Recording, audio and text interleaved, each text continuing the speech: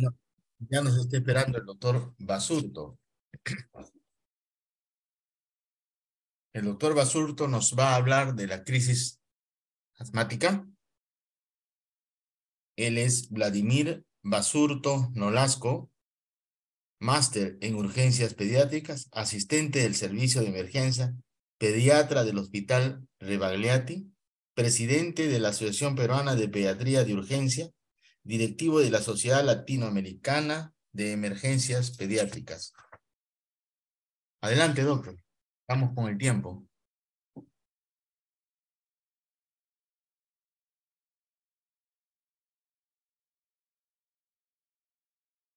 Active su micro. A ver, muy buenas noches, ¿se me escucha? Sí, ¿Se ahora ve sí. la presentación? Perfecto. Y se ve su imagen también. Está compartiendo pantalla. Ya, un gusto verdaderamente estar invitado nuevamente para el curso de ASPEFAM. El tema de ahora en la noche, el último tema es presentarles un caso clínico sobre crisis asmática en la emergencia pediátrica. Los objetivos de la presentación son los siguientes. Vamos a describir el proceso de evaluación sistemática de los niños con dificultad respiratoria en la emergencia pediátrica y sobre todo enfocarnos en aquellos que tienen obstrucción de la vía aérea inferior. Luego vamos a desarrollar un algoritmo de manejo para el paciente con crisis asmática en la urgencia y finalmente describir las banderas rojas y las principales intervenciones que hay que hacer en los pacientes con asma aguda o crisis asmática aguda. La bibliografía que estoy presentando es la que ha servido de base para hacer esta presentación, sobre todo basados en una guía de práctica clínica casi publicada en el año 2019 por el MINSA y luego el resto de bibliografía actualizada. En cuanto a crisis asmática, tenemos que decir que es la urgencia médica más frecuente en pediatría, cerca del 5% de los motivos de consulta, y de que el 20% de los somáticos usualmente van a requerir alguna atención en urgencias pediátricas en algún momento de su vida. El 15% van a precisar un ingreso hospitalario y el 80% de los costos directos por asma son relacionados a la crisis. En cuanto a crisis asmática, hay que ver la definición, ¿no? Hay dos situaciones para hablar de crisis asmáticas. Primero, que se trata de episodios de empeoramiento agudo o subagudo de dos cosas, ¿no? De sus síntomas respiratorios, de estos síntomas de asma, sibilancia, sensación de falta de aire, disnea, opresión torácica, tos. Y segundo, una función pulmonar disminuida respecto al estado habitual del paciente. Además, esto puede ocurrir como un debut de la enfermedad o en pacientes con diagnóstico previo de asma, ¿no? La mayoría de consensos habla que hablemos ya de asma como por un episodio recurrente a partir del año de edad. Podemos ya estar pensando que posiblemente estamos ante un paciente con asma. Los objetivos del tratamiento en urgencias son estos cuatro. Uno es la evaluación inmediata y objetiva de la gravedad. Entonces, de eso nos vamos a enfocar ahora. Segundo, una intervención médica rápida y eficaz para disminuir la dificultad respiratoria y mejorar la oxigenación. ¿Cómo? A través de la reversión de la obstrucción del flujo de aire y la corrección de la hipoxemia o hipercapnia, si es que está en evolución en el paciente. Como tercer objetivo es la disposición adecuada del paciente, es decir, decidir, este paciente se va a atender de manera urgente en un tópico de nebulización o de inhaloterapia, este paciente se va a hospitalizar, este paciente se va de alta. Finalmente, organizar un seguimiento adecuado cuando el paciente sale de alta de nuestro servicio. Entonces empezamos. La primera parte es una evaluación rápida de objetiva. Y aquí me voy a tener en el caso clínico, ¿no? Entonces tenemos acá una niña que está en el preescolar y que rápidamente la profesora le encuentra durante el recreo, ¿no? En educación física, le encuentra con dificultad respiratoria. Entonces es una niña que en la evaluación inicial, cuando lo llevan a atención primaria, porque lo está evaluando la profesora, eh, la niña de 8 años tiene tos, disnea y silbido de pecho. Además, esta paciente está ansiosa, agitada, está sentada y la evalúan y ven que tiene un aumento de la frecuencia y del trabajo respiratorio. Entonces, la profesora rápidamente lo que hace es darle el inhalador, que ya sabe que es una niña que tiene asma, y le empieza a dar las inhalaciones. pero resulta que esto es inefectivo. Por lo tanto, coordina con la madre para que la lleve a urgencias y nosotros lo vamos a recibir previamente ya han llamado. Entonces, para ello voy a pedir que, que voten. Ahí a la primera, ustedes pueden votar por cualquiera de las 4 alternativas. ¿Cómo iniciamos la evaluación del paciente? Entonces, a través de una anamnesis detallada, luego el examen física, plan de trabajo, exámenes complementarios si requiere. Nos enfocamos en un primer tiempo en el triángulo de evaluación pediátrica y luego en la evaluación primaria. 3, lo derivamos a emergencia para que lo traten allí. Y 4, si el niño está caminando, puede hacerse la evaluación con tiempo sin correr. Entonces, cerramos la votación y presentamos las respuestas. Ha salido que la mayoría está en del 60% más o menos está indicando de que nos enfocamos en un primer tiempo en un triángulo de evaluación pediátrica y la evaluación primaria. Entonces, esta medida que pasan los años, los colegas, los internos, los médicos generales cada vez conocen más la evaluación pediátrica en urgencia. Entonces ya saben qué cosa es el triángulo de evaluación pediátrica, saben qué es la evaluación primaria. Y por lo tanto, a medida que yo voy preguntando a lo largo de estos ya 3 años, veo que cada vez esta respuesta va teniendo una mayor porcentaje, ¿no? Un porcentaje también considerable, dijo 35%, hay que hacer una análisis detallada, luego el examen físico, el plan de trabajo y los exámenes complementarios. Eso también es adecuado, pero no es en urgencias no se hace ello, ¿no? Porque esto se hace cuando el paciente ya está hospitalizado y esté estable, pero este paciente no está estable.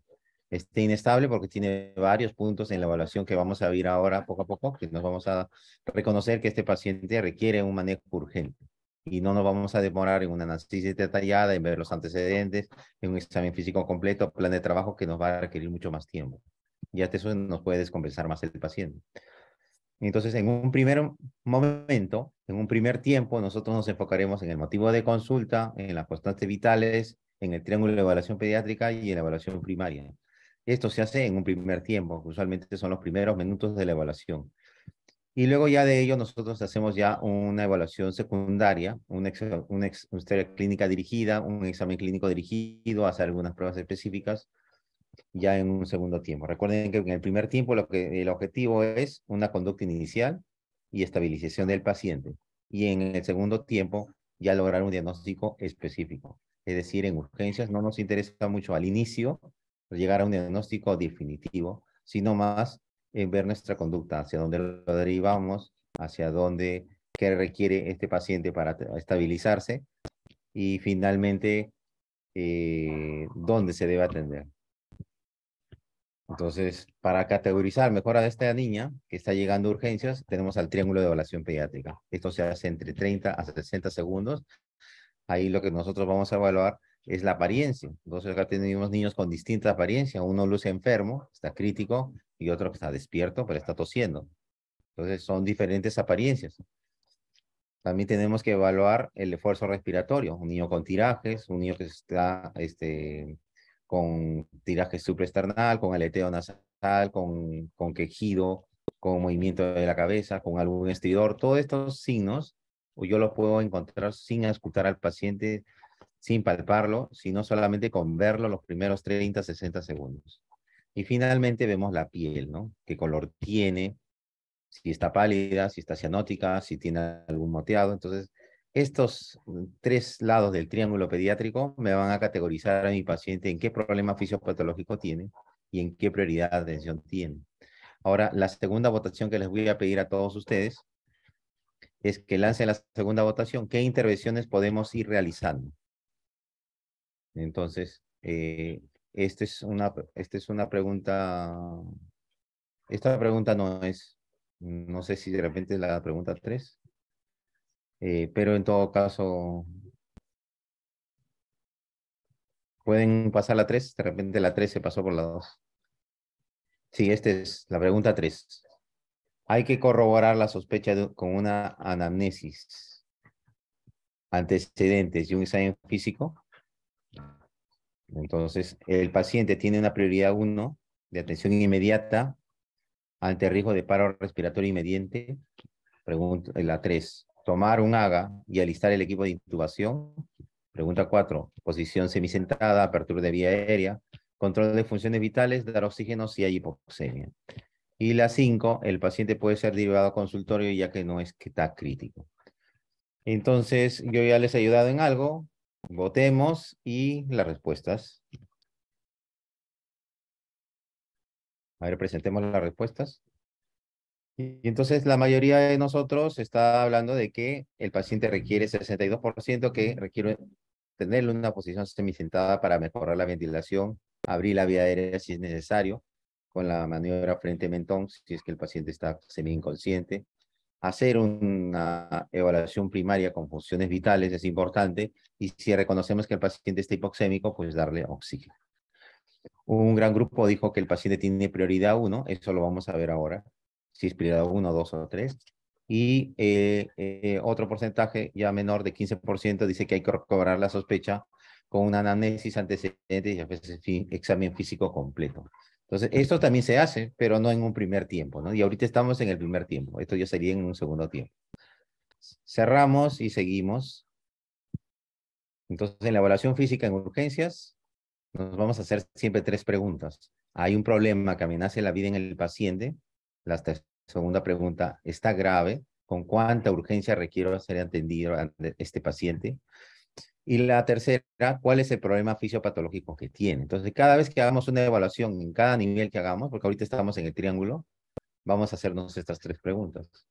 Para la primera pregunta, pues estos son los problemas vitales, por los cuales yo rápidamente voy a estar pensando en que este paciente requiere una estabilización rápida, me salgo de mi esquema sistemático y tengo que resolverlo. Por ejemplo, un paciente que tiene una obstrucción completa de la vía aérea, ¿no? Alguien que está agarrándose el cuello, que está cianótico, que no puede toser, no puede hablar.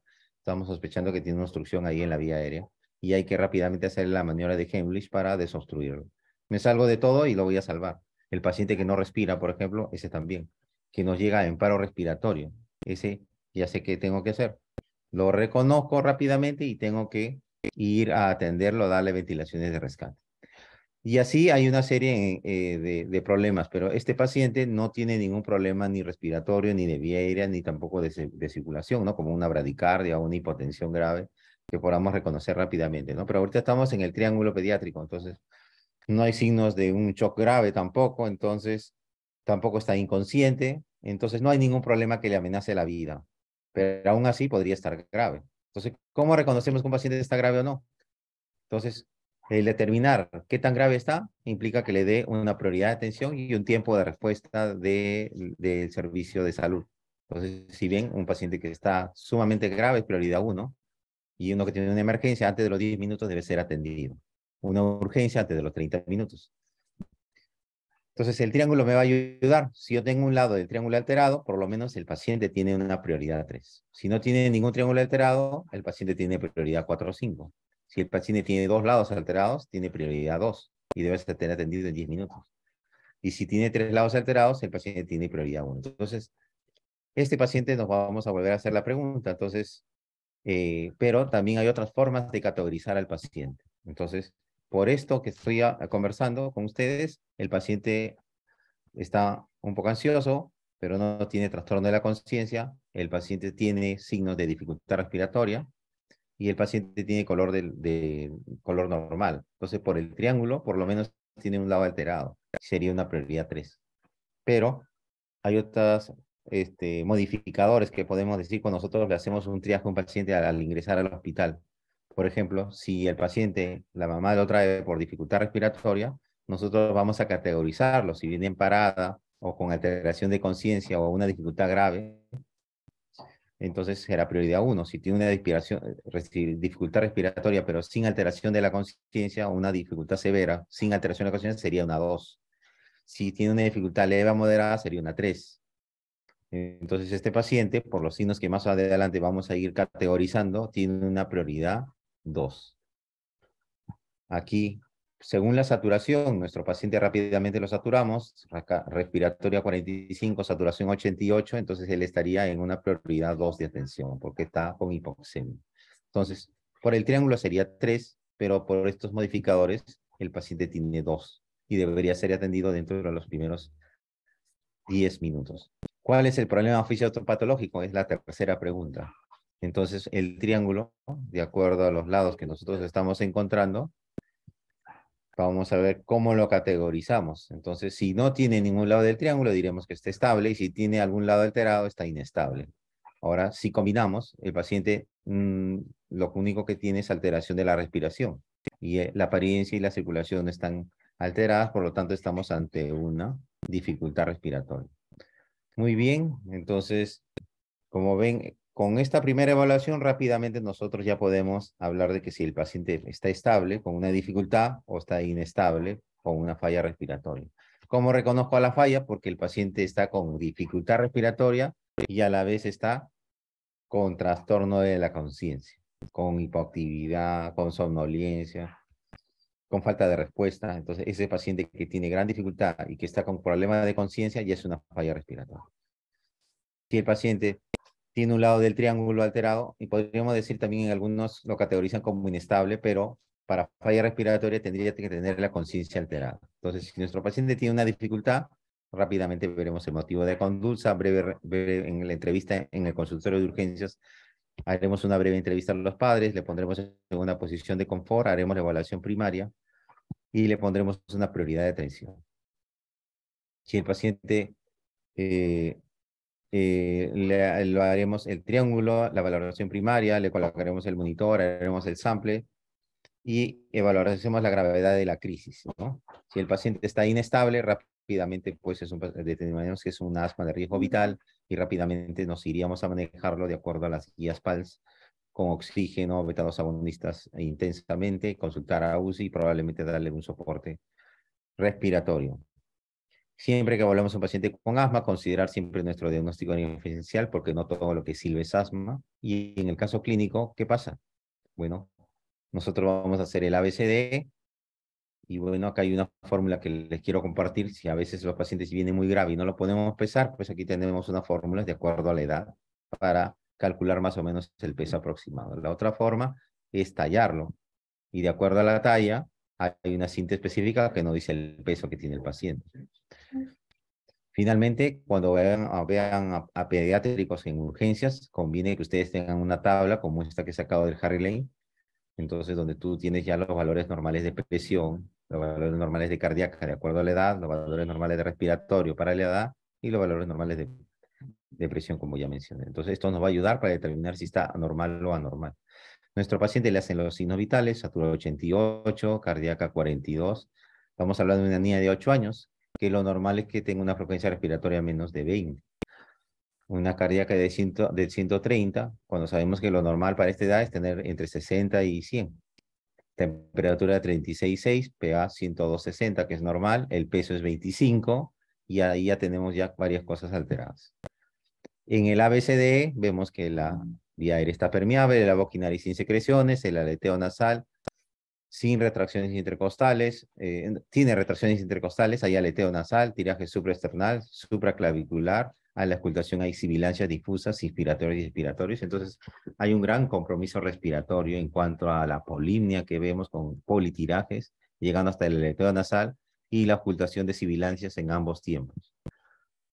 Los ruidos cardíacos están adecuados, no se ve ningún problema cardíaco, ¿no? Los pulsos están buenos, el llenado está bueno, no hay ingurgitación glandular, no hay visceromegalia. Y en la A sí hay ansiosa, pero está bastante alerta, obedece órdenes, dice oraciones de 2 a 3 palabras, y le toman un glucotest que sale 150. Hay leve palidez de piel y las mucosas están húmedas y no hay lesiones. Entonces, esta pacientita, ¿por qué problema fisiopatológico ahora vamos a reconocer?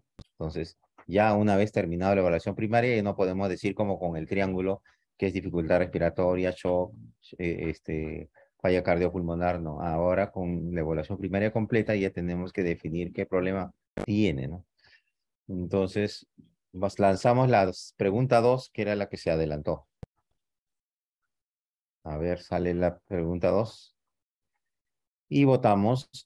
¿Qué problema fisiopatológico hemos identificado? Crisis asmática leve, es una dificultad respiratoria, así nomás, por obstrucción de la vía aérea superior, es una insuficiencia respiratoria, se trata de un asma de riesgo vital, es una dificultad respiratoria con una obstrucción de la vía aérea inferior. Entonces, votemos y ahora las respuestas.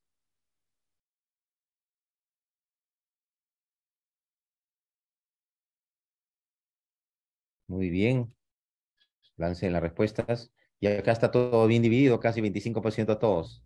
Crisis gamática leve, 26%, la mayoría ha dicho que es una insuficiencia respiratoria, 28% con asma de riesgo vital. Un 23% de dificultad respiratoria con obstrucción de vía aérea superior y un 24% de dificultad respiratoria con obstrucción de la vía aérea superior. Entonces, cuando yo hablo de problemas fisiopatológicos, es que yo tengo que categorizar a mi paciente por dos cosas. Uno, qué grado de dificultad respiratoria tiene, y lo otro, qué tipo de problema fisiopatológico tiene. Entonces, a la siguiente diapositiva responde eso. Estos son los 4 problemas respiratorios que puede tener un niño que viene por dificultad respiratoria urgente. A la obstrucción de vía aérea superior, yo lo voy a reconocer porque sobre todo puede venir con tirajes, politirajes, ¿no? Gran trabajo respiratorio, pero lo que más llama la atención ahí es que tiene estridor, ¿no? Inspiratorio o en 2 tiempos. Tos metálica, ronquera, en el que tiene un problema de conciencia y que no maneja bien secreciones, vamos a encontrar ronquera. Ya. Y hay otro problema que es la enfermedad del tejido pulmonar. Entonces, a la cabeza en los neonatos, nosotros vamos a ver, hay una enfermedad, ¿no? De los prematuros extremos, donde por la falta de surfactante el paciente empieza a hacer quejido, ¿no? Entonces, quejido, estertores, en prematuros, probablemente estemos pensando en un problema parenquimal. En un niño más de mayor edad, también puede haber estertores, quejido, puede haber politirajes, y entonces nos vamos a reconocer un paciente que probablemente tenga una neumonía. El control de respiración alterado lo vamos a reconocer porque un paciente que no respira, que está en apnea o tiene una respiración irregular. ¿Por qué? Porque probablemente tiene un problema muscular, como por ejemplo un Guillain-Barré, una miastenia gravis, o tiene un problema cerebral por un traumatismo cráneoencefálico grave y el paciente está haciendo un apnea por ello. Entonces, tenemos un problema más, que es el de obstrucción de vía aérea inferior, que es el motivo de la clase, y esa la vamos a reconocer porque tiene sibilantes, porque tiene fase expiratoria prolongada. Entonces, esos signos son guías que nos van a ayudar a detectar qué problema tiene el paciente. Entonces, fisiopatológicamente es una obstrucción de vía aérea inferior. Y ahora vamos a definir si es una dificultad o una insuficiencia, como mencioné al inicio. Entonces, aquí, de acuerdo al ABCD, vamos a ver los grados, ¿no? Como en rojo está todo lo que me llama la atención a que esto puede ya ser una insuficiencia. Y lo anterior, lo que está en negrita, es probablemente una dificultad. Entonces, nuestro paciente, ¿qué tiene? Está alerta, de vía aérea está entendible y está abierta. Está taquipneica, sí, pero no está bradipneica. Tiene gran esfuerzo respiratorio, claro, que puede ser, entonces me puede llamar la atención que es una dificultad respiratoria severa, o en todo caso es una insuficiencia respiratoria inicial, pero ya cuando avanza la insuficiencia respiratoria, el esfuerzo disminuye y llega al apnea. Al inicio, en la dificultad respiratoria, podemos encontrar pues que pasa el murmullo vesicular, pero a la ocultación, vamos a ver en la evolución, puede llegar que ya no pase en el asma grave, que tiene un tórax silente. Puede haber taquicardia al inicio y bradicardia cuando ya se ha complicado, palidez y luego cianosis, y ansiedad y agitado al inicio, y somnolencia y ausencia de respuesta al final. Entonces, eso me ayuda a diferenciar. Entonces, ya sé que este es un paciente que tiene una obstrucción de vía aérea inferior con una dificultad respiratoria. El cuadro clínico en crisis asmática, en síntomas, los que ya mencionamos, la tos, la disnea, el dolor torácico, dificultad para hablar frases completas y alteración del nivel de conciencia en los casos más avanzados. En cuanto al examen físico, lo que ya tiene nuestro paciente y lo que vemos acá en la imagen, ¿no? Es un paciente que vamos a auscultar sibilancias o en todo caso expiración prolongada, que va a haber taquimia, que va a haber polimnia con aumento del uso de músculos accesorios. Los tirajes intercostales van a ir en aumento desde los subcostales a los intercostales a cosas más severas como los supraesternales, supraclaviculares o disbalance tórax abdominales, que ya son de las crisis más severas. Si encontramos bradicardia, estamos hablando de un paciente mucho más grave. Y si tomamos pulso paradójico, esa diferencial de presión entre la inspiración y la expiración, también son signos de gravedad en los pacientes. Entonces, ¿cómo vamos a ver si es una dificultad es severa? Es que, como les mencioné, ¿no? Si es leve o moderada, vamos a encontrar tiraje subcostal o tiraje intercostal. Si encontramos una grave, pues ya vamos a tener external, supraesternal o supraclavicular. Los pacientes con asma, sobre todo, vamos a ver que tienen esta posición en trípode para mejorar su amplexación y poder ventilar mejor Y también podemos valorar de acuerdo a la cardíaca y la respiratoria si están normales o no, porque un paciente que está hipoxémico o que tiene problema ventilatorio probablemente ventile más rápido, compensatoriamente. Y un paciente que no ventila bien, no le llega suficiente oxígeno y por lo tanto tiene que aumentar su frecuencia cardíaca para mejorar el gasto cardíaco para irrigar los tejidos del cuerpo. Entonces, compensatoriamente van a tener cardíacas más altas. Y podemos reconocer a los pacientes que tienen algún signo de alarma por estos signos. La saturación es otra forma, la oximetría de pulso es otra forma de valorar a los pacientes. Según la guía GINA, pues una saturación menor de 90 ya me habla de una crisis grave. ¿Sí? Para el PALS, hipoxemia severa, es menos de 94, ¿no? La GINA es la guía de asma que se actualiza cada año. Y en cuanto a volvernos a preguntar esas tres preguntas, habiendo terminado ya la evaluación primaria, pues en esta pacientita no hay un problema que amenace la vida, pero sí tiene una dificultad respiratoria severa, está grave y debe ser atendido dentro de los primeros 10 minutos porque es una prioridad de atención 2, ¿no? Entonces, nosotros evaluamos al paciente y bueno, cuando ya lo evaluamos y determinamos que probablemente sea una crisis asmática severa, entonces debemos considerar además un diagnóstico diferencial, ver si es un problema de asma vital, ver si el paciente requiere internarse y ponerle un score clínico, ¿no? Entonces vamos a decidir hospitalizarlo, colocarle una escala de valoración y darle un tratamiento oportuno. Hablamos un poco más de la evaluación primaria antes del tratamiento. Bueno, la evaluación primaria es el sample, es como una historia rápida que le hacemos a los niños en urgencias, donde preguntamos signos y síntomas, alergias que tienen, algún alimento, algún medicamento, medicamentos que está recibiendo ahora, antecedentes médicos y la última toma de líquido o alimento. Y finalmente los eventos relacionados al episodio por el que lo trae. Sobre asma específicamente hay que preguntar siempre cuándo comenzó la crisis, si puede identificar algún desencadenante, fue al parque, estuvo jugando con algún tipo de color, estuvo en contacto con algún animal, qué medicamentos ha tomado hasta ahora, el horario, cómo respondió a los medicamentos, si es que la mamá sabe usar el flujómetro, pues nos tendría que decir.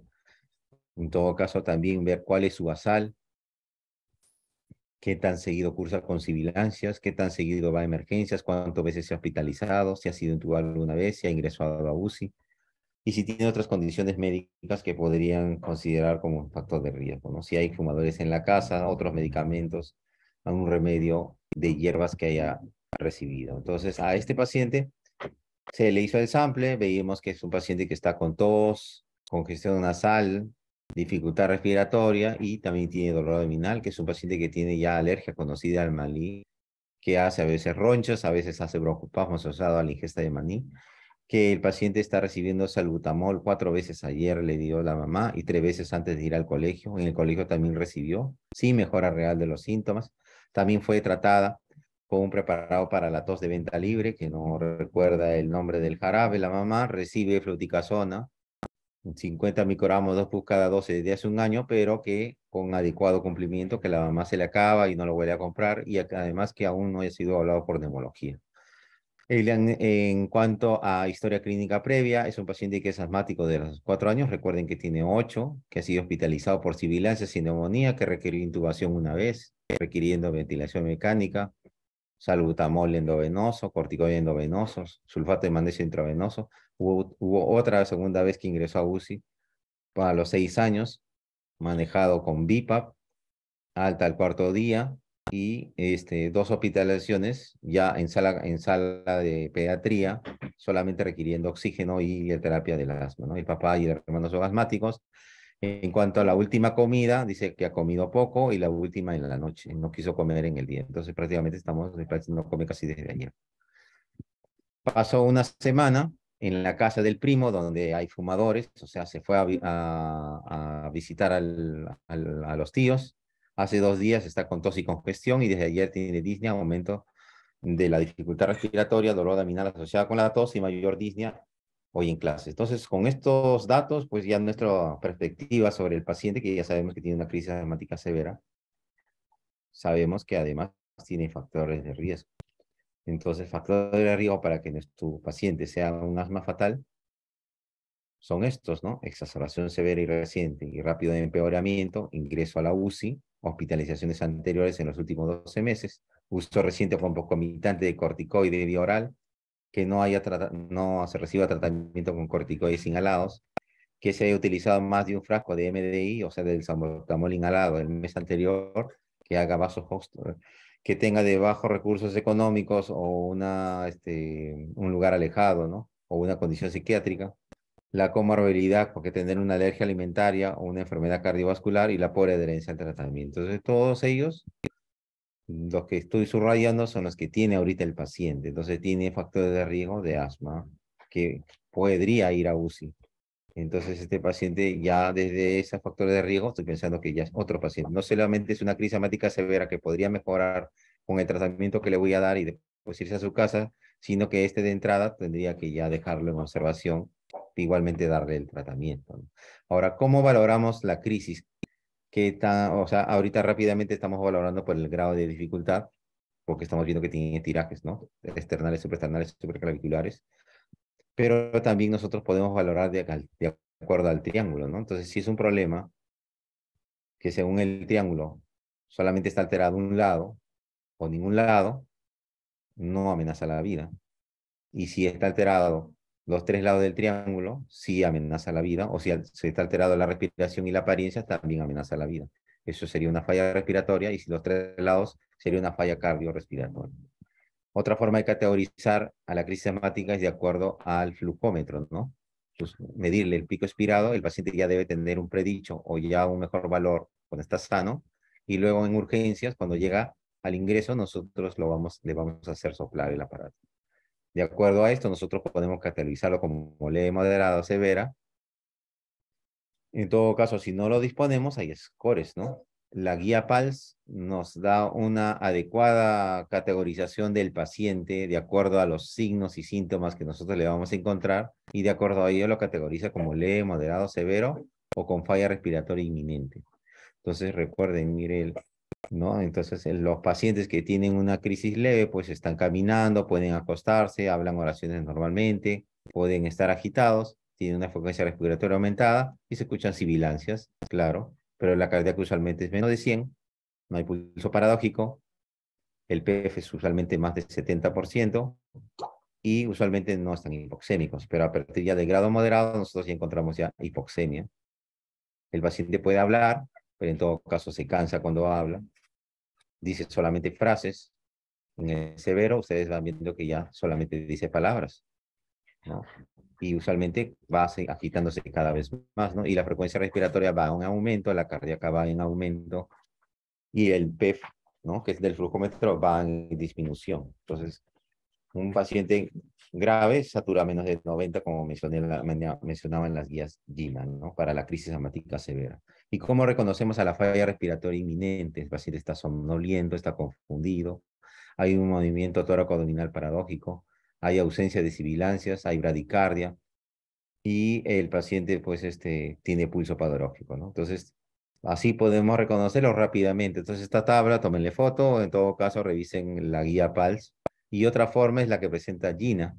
Entonces, la guía Gina, lo que nos habla es que nosotros vamos a tener una crisis leve a moderada, o en todo caso, una crisis severa, o una falla respiratoria. Entonces, si el paciente está leve o moderada, hablará flases, prefiere estar sentado, no está agitado. Así hay aumento de la frecuencia respiratoria, la cardíaca está en 100 a 120. Y acá nosotros estamos hablando para los pacientes que tienen entre 3 y 10 años, ¿no? Porque hay otra escala de valoración para los que tienen menos de 4 años.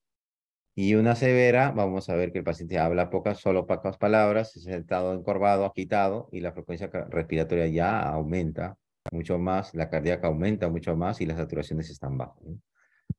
Y un asma de riesgo vital es aquel que tiene estos signos de alarma, ¿no? Somnoliento, confundido, tórax silentes que no pasa el murmullo, está exhausto, movimiento paradójico, bradipnia, bradicardia, hipotensión, ¿no? Otra forma de categorizar es poniéndole un score al paciente. Entonces, este es el score que presenta la guía peruana del MINSA. Entonces, es una guía que estamos obligados todos a conocer y en todo caso estamos obligados también a aplicar, ¿no? Entonces, de acuerdo a este score, nos voy a valorar frecuencia respiratoria, sibilancias, uso externo cleidomastoideo y saturación de oxígeno. Entonces, de acuerdo a ello, tengo un paciente que tiene 8 años, la respiratoria es 42. Entonces, estamos aquí, hay sibilancias en los dos tiempos y tiene tiraje supraesternal, entonces, por lo tanto, y supraclavicular, y tiene, estamos aquí, ¿no? Entonces, con esto estamos hablando que tiene un score de 8. Por lo tanto, entraría en categoría de severo. Satura al ingreso 88. Entonces, igual, ¿no? Por la saturación, también es un score de severo.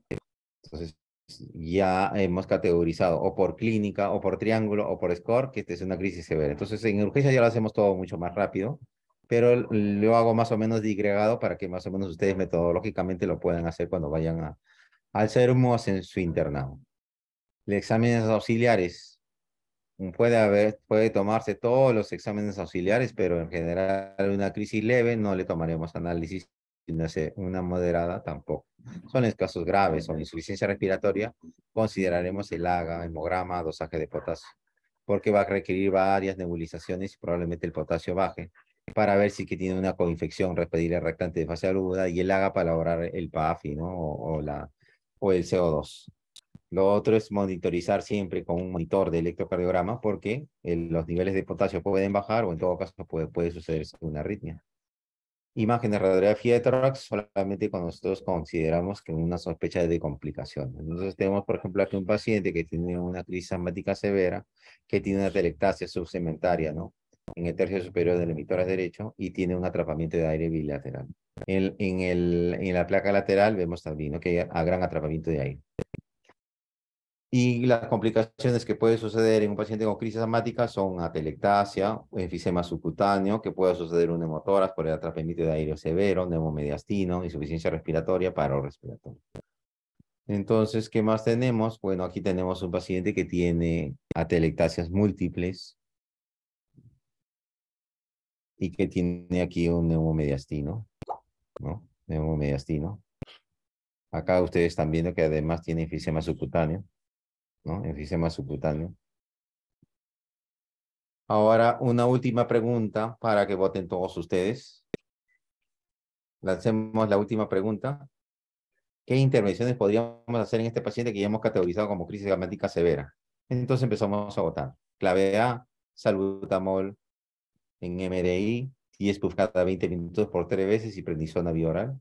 Sulfato de magnesio, 50 miligramos por kilo en 20 minutos. Tomar un AGA y alistar el equipo para intubarlo. Posición semisentada, apertura de vía aérea, control de funciones vitales, dar oxígeno si hay hipoxemia. Y 5, salbutamol nebulizado, 10 gotas, con suero fisiológico 5 mililitros, cada 20 minutos 3 veces y dexametasona 2.5 intramuscular está. Entonces, votemos y ahora presentemos las respuestas.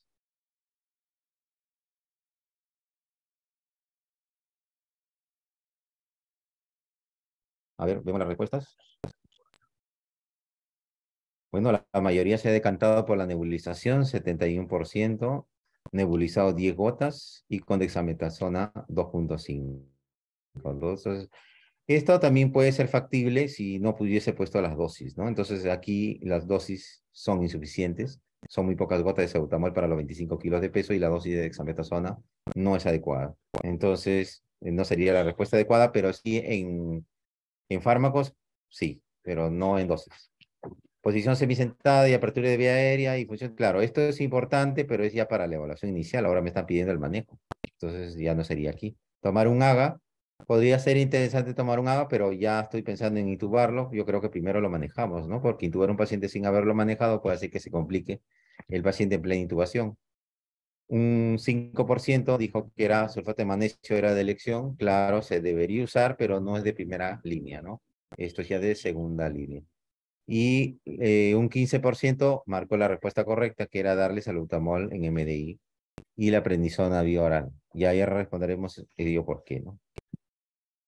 Cerramos y la pregunta es, y la otro objetivo de manejo era una intervención rápida y eficaz.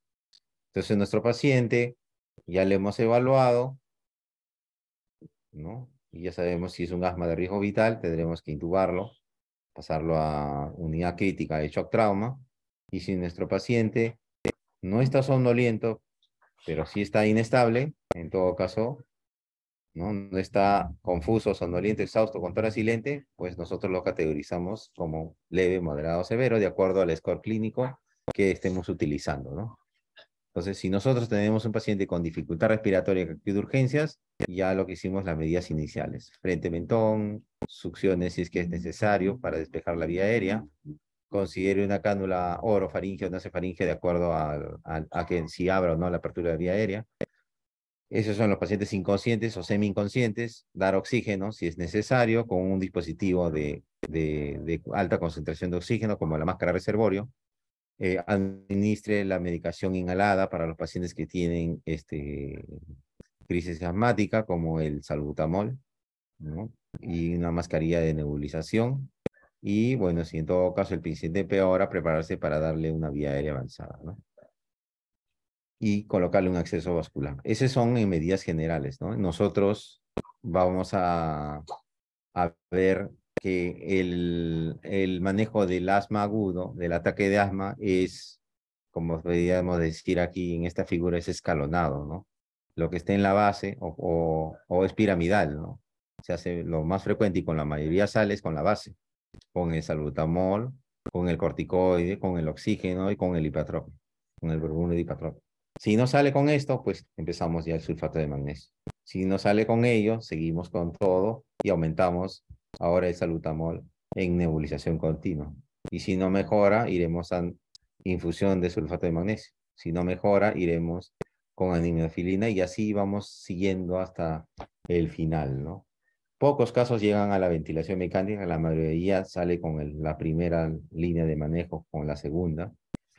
Pero hay que tener en cuenta cómo es el orden y segundo, las dosis que tenemos que usar, ¿no? Entonces, es escalonado el manejo y hay que tener en cuenta siempre las dosis, ¿no? Entonces, el salbutamol se ha demostrado que se puede usar o por inhalador o por nebulización. Ninguno de los dos ha tenido, en la mayoría de estudios que se han hecho, diferencias significativas en cuanto a mejor alta, a tiempo de hospitalización, a mejoría de la función pulmonar. Los dos funcionan. Entonces, por lo tanto, podríamos usar cualquiera de los dos, pero a dosis adecuadas, ¿no? La dosis del salbutamol inhalador es medio puff por kilo, que puede darse en esta guía uruguaya, hablan de 10, en la guía australiana hablan de hasta 12 puff, que se podrían dar cada 15 a 20 minutos por 3 veces, y las nebulizaciones se dan a dosis de 0,15 por kilo, ¿no? Igual a cada 20 minutos hasta por 3 veces, y luego reevaluación. El salbutamol de nebulización continua puede ser 0,5 miligramos kilo hora, máximo 20 miligramos por hora. Y los corticoides, pues se pueden dar la prednisona vía oral. Entonces, en cuanto a la corticoides, también se ha demostrado de que no hay diferencia entre dar corticoide vía oral versus el endovenoso. Igual, la mejoría tanto en crisis leve, moderada o severa es la misma. Solamente que en las crisis severas, usualmente a veces son pacientes demasiado agitados y tienen problemas ya para quizás hasta deglutir o atorarse. Entonces ahí quizás podrías tener una situación en que podríamos usar el endovenoso, pero si es que el paciente puede deglutir bien, entonces no habría por qué dejarlo podría utilizar inclusive vía oral, ¿no? Entonces no hay que preocuparnos si no se puede usar el endovenoso. El efecto va a ser el mismo. El bromuro de hipatropio es otro nivel y el sulfato de magnesio es otro nivel, ¿no? Entonces a la dosis adecuada. Entonces también les traje esto. Y bueno, empezamos, voy a hablar del primer eslabón, ¿no? Que es con el que la mayoría sale. Uno es el oxígeno. Entonces, todo paciente con crisis asmática severa, su principal causa de muerte es por hipoxemia, por algún problema que lo va a llevar a la hipoxemia, o tiene los bronquios tan obstruidos que el intercambio gaseoso no se da, o hay demasiado atrapamiento de aire que se produce una complicación y todo ello va a generar hipoxemia. La hipoxemia va a generar acidosis y la acidosis va a llegarlo a la falla o a la insuficiencia respiratoria severa. La saturación debe monitorizarse, por lo tanto, desde que ingrese el paciente. Nuestro paciente tenía 88 y es un predictor de hospitalización alto el tener saturaciones menores de 92 luego de la primera hora de tratamiento. Entonces, si nosotros lo tratamos una hora y satura menos de 92, pues ya de una vez hospitalicémoslo. Y el objetivo para las guías del MINSA es siempre dar oxígeno si es que la saturación es menor de 92. y mantener esa saturación entre 93 y 95 en adultos y adolescentes y entre 94 y 98 en los niños. ¿Ya? Usualmente en emergencia usamos esta máscara con bolsa reservorio, pero no recomiendo tanto, si puede ser en un manejo inicial, darle un oxígeno con esta mascarilla, pero si nosotros titulamos después, ¿no? A esta target, a este objetivo de saturación, no nos está pidiendo la guía, ni la mayoría de autores nos pide que llevemos a saturaciones de 99-100, porque con un niño grave tiene saturaciones de 99-100, se está dando otro fenómeno que se llama hiperoxia, hiperoxemia, y la hiperoxemia puede ser dañina también para los tejidos corporales. Entonces, esto que da 100% puede ser para el manejo inicial, pero luego ya tenemos nuestros objetivos y debemos desescalar, ¿no? A una mascarilla Venturi o en todo caso a una cánula binasal.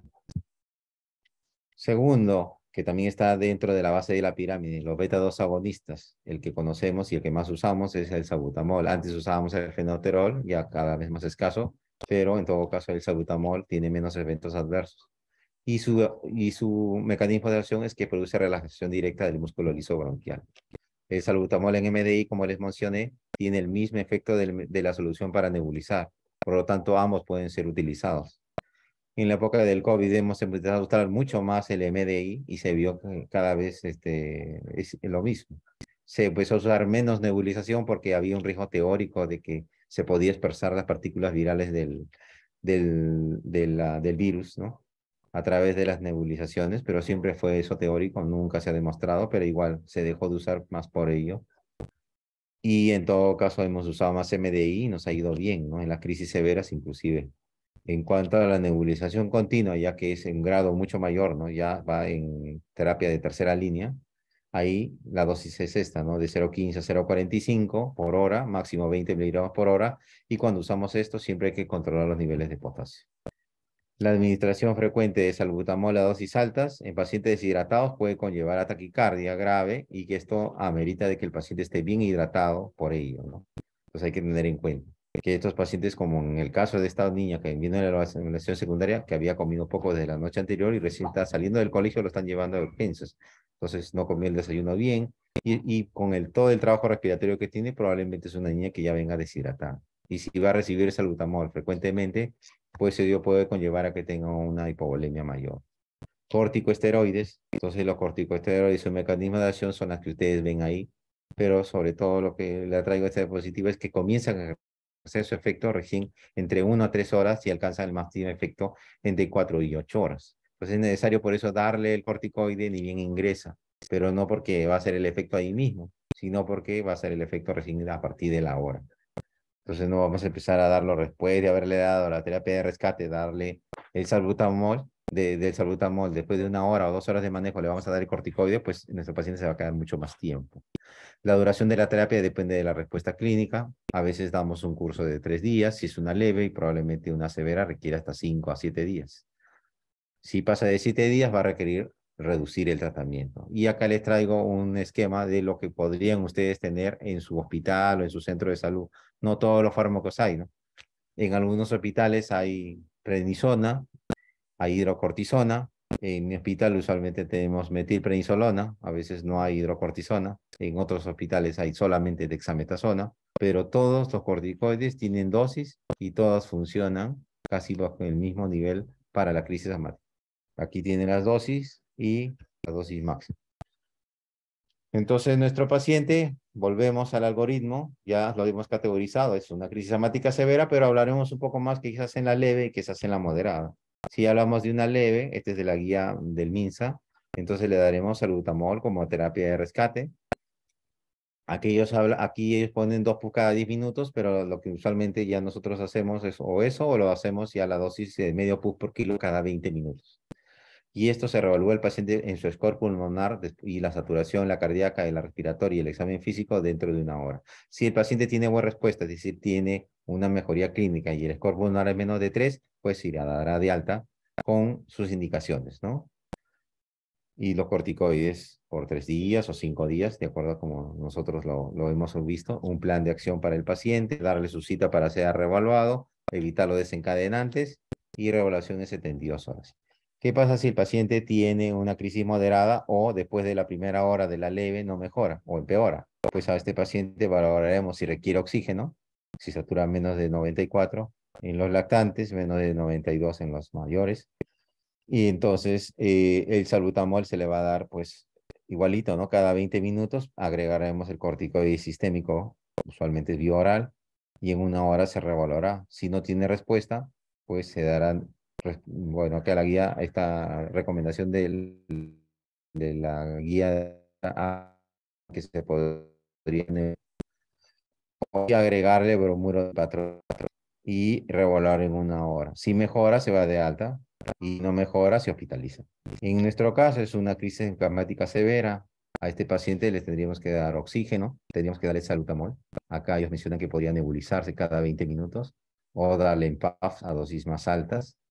El bromuro hipatropio, igualito cada 20 minutos desde el ingreso, o sea, van los tres, ¿no? Oxígeno, salbutamol, bromuro y el corticoide, ¿no? Estos cuatro van a la entrada en una severa. Si es una severa y tú tienes riesgo, lo ves medio cansado, probablemente lo tengas que dejar en NPO, si no, podría inclusive después de la terapia ya que poder comer, ¿no? Darle hidratación parenteral sería adecuado si es que el paciente estamos viendo los riesgos, que no comió bien, que estuvo vomitando, que tiene gran trabajo respiratorio, probablemente vaya a requerir que le des una hidratación endovenosa con potasio. Reevaluar el score, el examen físico, la saturación, y si no hay respuesta, usaremos sulfato de magnesio, y si mejore o no mejore, bueno, ya hicimos esto, ya les expliqué, ya me adelanté, pero bueno, ya lo hicimos todo ello, ¿no? Que es el paciente si está estable, se hospitaliza, pero si el paciente no mejora después de una crisis asmática severa, siempre hay que estar pensando en el soporte respiratorio que también se dispone en el hospital, ¿no? Como la terapia de alto flujo, de aplicación mecánica no invasiva o inclusive intubarlo en la UCI, ¿no? Tengan en cuenta que cuando aparezcan estos signos, confusión, somnoliento, exhausto, tórax silente, es un paciente crítico, entonces debe estar en UCI. Si el paciente está inestable y no mejora, estamos hablando de un paciente que no mejora, es un estado asmático, y si está inestable es un asma vital. Entonces, siempre hay que considerar cuando aparecen estos casos de ingreso, que podría ser una anafilaxia que ha venido pues con este signo, ¿no? Entonces, hay que manejar cómo corresponde una anafilaxia. Porque la anafilaxia, en uno de sus signos que presenta es el broncoespasmo. Claro que tiene otras manifestaciones en la piel y circulatorias, pero hay que tener en cuenta si tiene los otros signos y si podría ser ello, ¿no? En todo caso, si es una anafilaxia, habría que darle adrenalina intramuscular, ¿no? A la dosis que estamos viendo, cada 5 a 15 minutos. En todo caso, si es un paciente con asma de riesgo vital, consideremos, y el paciente está que no responde, que ya no puede usar los broncodilatadores porque no puede inhalar bien o se encuentra en el periparo respiratorio, pues debemos de adrenalina, ¿no? La adrenalina se puede dar intramuscular o subcutánea en asma severo y que puede repetirse cada 10 a 20 minutos por 3 dosis. Entonces tenemos todo el arsenal que tenemos para la crisis plasmática severa y todo el arsenal de medicamentos y todo el arsenal de soporte respiratorio, ¿no? Desde las cánulas nasales de alto flujo, la ventilación mecánica no invasiva y el soporte ventilatorio, ¿no? Entonces acá están los objetivos: tratar de que sature más de 100, nebulización continua, hipatropio, acceso endovenoso, monitoreo, metilprednisolona intravenoso, sulfato de magnesio, si no mejora aminofilina, salbutamol intravenoso, gases arteriales. Si está demasiado en el periparo o en apnea, darle epinefrina subcutánea o intramuscular y intubación, ¿no? Entonces se monitoriza al paciente, se le da la nebulización de acuerdo a la edad. Este es sacado de la guía australiana, que es parecido a lo que ya hemos mencionado. Organizar el traslado a un nivel de área superior, reevaluación inmediata al usar salbutamol. Y bueno, hay que categorizarlo si mejora claramente, si mejora parcialmente, si no mejora, para tomar las mejores decisiones. Tener en cuenta que si vamos a usar sulfato de magnesio, bueno, en asma grave hay que evitar siempre la intubación al final porque usualmente se complican en la intubación o en el manejo con el ventilador, ¿no? Son pacientes demasiado graves. Entonces siempre tratemos de hacer todo lo que podemos hacer antes en la terapia escalonada. Si vamos a usar sulfato de magnesio, considerar que el paciente tiene que estar normovolémico, que no debe estar hipotenso porque esta infusión podría generarle, ¿no?, una alteración hemodinámica. Considerar otros diagnósticos que puedan ser no asma al no responder, porque puede ser una insuficiencia cardíaca que esté dando sibilantes, por ejemplo, y considerar complicaciones en los pacientes que se deterioran rápidamente. Discutir siempre con el médico intensivista para los casos graves.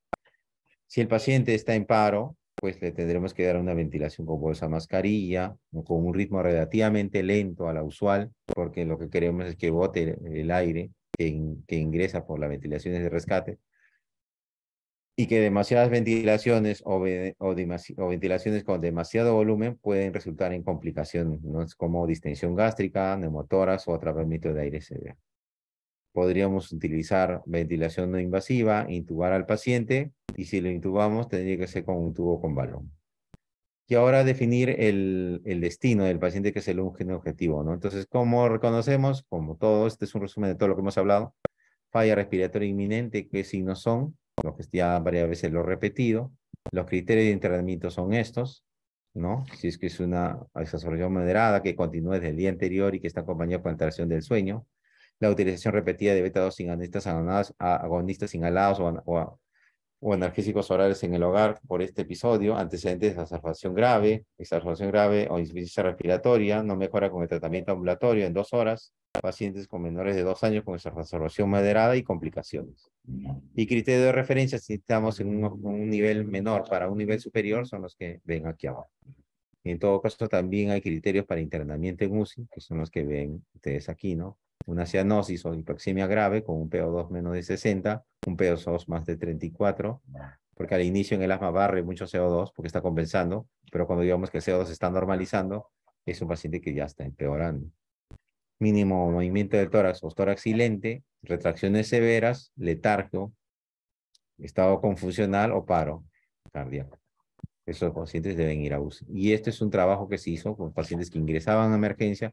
¿Cuáles eran los factores de riesgo que más me podían predecir que el paciente se hospitalice desde el triaje? Veían que si tenía un nivel 2, de 1 o 2 de triaje, la mayoría se quedaba. Si tenía un escape pulmonar más de 3, sobre todo valorado en las retracciones, se quedaba. Y si saturaba menos de 92, también. Los criterios de alta, como ya lo mencioné, ya este es repetir, lo mencionamos en el algoritmo. Y bueno, finalmente vamos a ver cómo termina el caso, ¿no? En emergencia, al paciente se le trató con salbutamol, nebulizado continuo, ¿no? Mediante una mascarilla durante 2 horas, se le dio prednisona 25 miligramos vía oral. Luego, se le proporcionó oxígeno al 50% con una mascarilla Venturi, pero al continuar con la dificultad respiratoria severa, sin mejoría de su cuerpo pulmonar, que estaba en 9, con oximetría de pulsos que variaban entre 90 y 91, se decide pasarlo a la unidad de cuidados críticos. En la unidad de cuidados críticos, se emerge un panel metabólico con hemograma, placa de tórax, y en la placa de tórax vemos lo que vemos aquí, ¿no? Hay hiperinfiltración bilateral y hay una atelectasia bivasal con un infiltrado que borra la silueta en paro cardíaco izquierdo. El resto de la analítica no es contributorio, pero sí hay una leucocitosis y había un PCR que estaba en 5. Entonces el paciente en UCI se decide colocarlo en terapia de oxigenoterapia de alto flujo, ¿no? Que es una terapia que da oxígenos a flujo de aire tibio, húmedo, a flujos altos. Entonces se da más o menos de 1 a 2 por kilo. Se le empezó con 28 litros y se le dio un FiO2 de 55%. Y a la vez se le estuvo nebulizando continuo, 15 miligramos por hora, por las siguientes horas, ¿no? Se le dio metilprednisolona intravenoso. Sí, se le dio ceftriaxona porque se sospechó de una neumonía bacteriana visto la placa y los reactantes de fase aguda.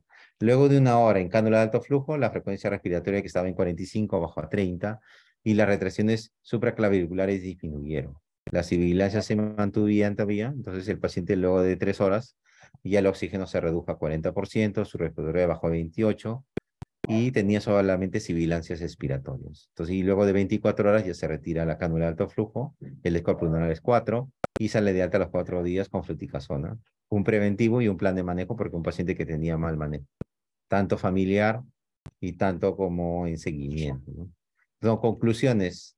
La evaluación sistemática y el monitoreo frecuente de la evaluación del paciente permitirá un manejo rápido y eficaz así como detectar las complicaciones. El manejo de la urgencia debe ser seguido por un plan de acción de asma individualizado para cada niño y actualizado de forma regular por el médico de cabecera, y el asma es una condición crónica, ¿no? El mejor manejo se obtiene estableciendo una asociación entre el paciente, el médico, la familia y la escuela, ¿no? Le agradezco mucho por esperar, y ya pues somos cerca de 380 que todavía nos hemos quedado hasta el final. Si hay alguna pregunta, estoy ahí dispuesto para ustedes. En todo caso, paso la posta al presentador, al doctor Vela. Muchas gracias.